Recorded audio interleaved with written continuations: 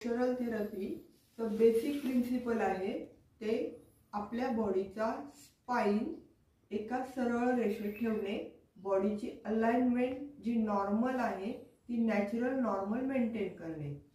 Mostly काय होतं, आपल्या बॉडीमध्ये स्पाइन थोडासा वाकडा झालेला असतो, ज्याचे नॉर्मल कर्वेचर आहे ते नॉर्मल कर्वेचर ओके, आपण बाकीच्या सवयीनुसार ते नॉर्मल कर्वेचर चेंज करतो आणि म्हणून आपल्याला त्रास होतो।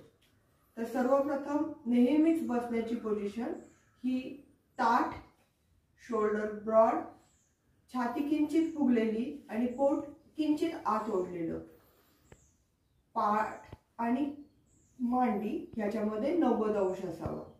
मग आपण एक्सरसाइज करताना बसण्याची पद्धत, मागे टेकून ताठ बसणे, पाठ ताठ टेकवणे।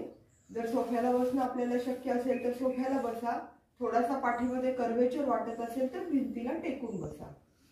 दोन पायांमध्ये शोल्डर लाईन अंतर, दोन्ही हात गुडघ्यांवरती किंवा मांडीवरती, दोन्ही पाय सेपरेट। यामध्ये मी हा 90 अंश मेंटेन केलाय, पाय आणि खालचा पाय ह्या दोघांमधला 90 अंश मेंटेन केलाय। सर्वप्रथम दोन पायांमध्ये अंतर,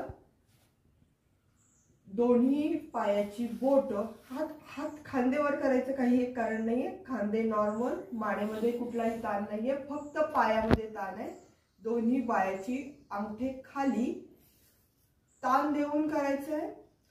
सुरुवातीला ते 30 सेकंदापर्यंत करायचंय, हळूहळू हे अंतर 1 मिनिटापर्यंत वाढवायचंय। 30 सेकंद करायचे। 30 सेकंद झाल्यानंतर होल्ड करायचे 30 सेकंद। 30 सेकंदानंतर पाय हे करताना पाय हा असा नाही झाला पाहिजे, पायाकडे लक्ष देऊन पाय हे नागासारखे दिसले पाहिजेत मागच्या बाजूनी। दोन्ही पायामध्ये व्यवस्थित ताण आहे, हा ताण असाच मेंटेन करायचा आहे। काउंट द्यायचे आणि त्यांना फक्त आणि फक्त श्वास घ्यायचा आहे, सोडायचा आहे, घ्यायचा आहे, सोडायचा आहे, बाकीचा कुठलाही विचार डोक्यात आणायचा नाहीये। 30 काउंट झाले, त्यानंतर पायामधला 90 अंश मी बदललेला नाहीये, फक्त पायाची बोट स्प्रेड केलेली आहे आणि परत 30 काउंट दिलेला आहे। 1 2 3 4 5 6 7 8 9 10।